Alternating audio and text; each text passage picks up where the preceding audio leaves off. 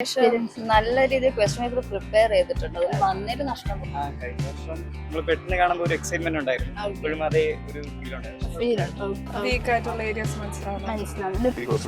കുറച്ചുകൂടെ പഠിക്കാം. Actually, it's all questions are followed in basic patterns. This paper is good.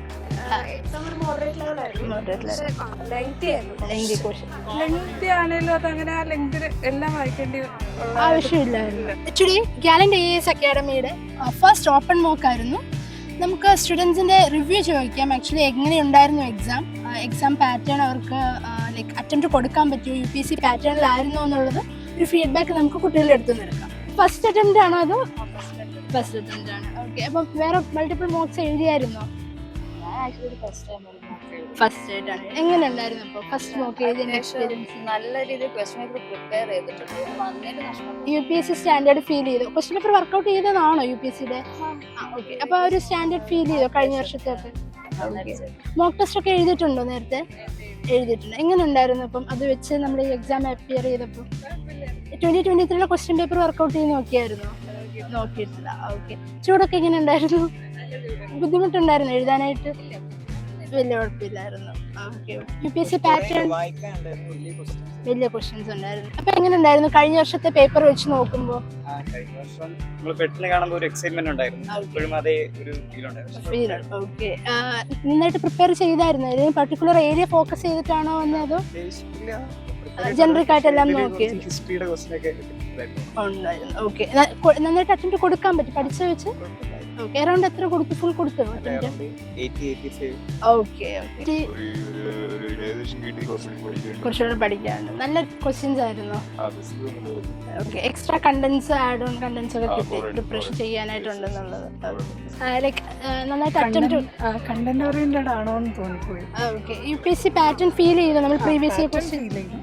Open box ഒക്കെ എഴുതിയായിരുന്നു? വേറെ ഒന്ന് രണ്ടെണ്ണം എഴുതിയിട്ടുണ്ടായിരുന്നു. ഓക്കെ. അപ്പം നമുക്ക് റിവിഷൻ്റെ എന്തെങ്കിലും ലാക്ക് ഉണ്ടെന്നോ അതിൽ ഏതെങ്കിലും ഏരിയ കുറച്ച് ഫോക്കസ് ചെയ്യണമെന്നുണ്ടെന്നോ അങ്ങനെ ഒരു റിയലൈസേഷൻ തോന്നി? ഓക്കെ. അപ്പം എങ്ങനെ ഉണ്ടായിരുന്നു നമ്മുടെ UPSCയുടെ ക്വസ്റ്റ്യൻ പേപ്പർ വെച്ച് നോക്കുമ്പോൾ?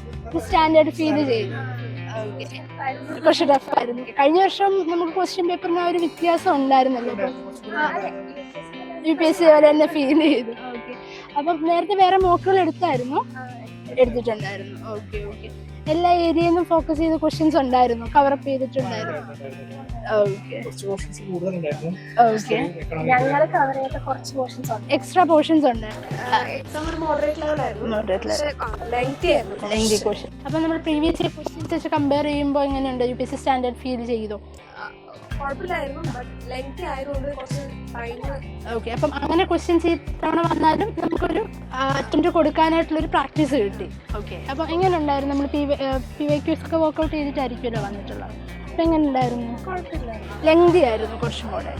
ലെങ്തി ആണെങ്കിലും അതങ്ങനെ ആ ലെങ്തിൽ എല്ലാം വായിക്കേണ്ടി ആവശ്യമില്ലായിരുന്നു. ഓക്കെ. നമുക്ക് അതിൽ നിന്ന് ടാക്കിൾ ചെയ്തെടുക്കാൻ പറ്റുന്ന ടൈപ്പ് ഓഫ് ക്വസ്റ്റ്യൻസ് ആയിരുന്നു.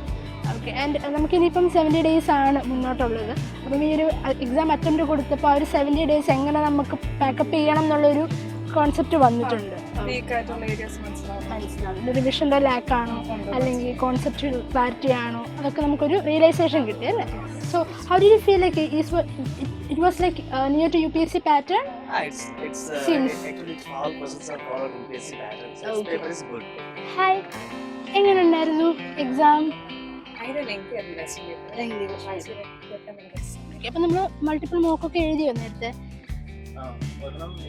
എഴുതി. ഓക്കെ. ഓക്കെ. CSAT എങ്ങനെയാണ്? ലൈക്ക് സ്ട്രോങ് ഏരിയ ആണോ GS ആണോ കുറച്ചും കൂടെ എളുപ്പം? വർക്കൗട്ട് ചെയ്യുന്നുണ്ട്. എങ്ങനെ ഉണ്ടായിരുന്നു ഈ എക്സാം എഴുതിയപ്പോൾ? ടഫായിട്ട് ഫീൽ ചെയ്തു? ഈസി ക്വസ്റ്റ്യൻസ് ആയിരുന്നു. 100 അറ്റംപ്റ്റ് കൊടുത്തോ? നമുക്ക് കുറച്ചും കൂടെ ഏരിയസ് ഏതൊക്കെയാണ് ഫോക്കസ് ചെയ്യേണ്ടതെന്നുള്ളൊരു റിയലൈസേഷൻ കിട്ടി.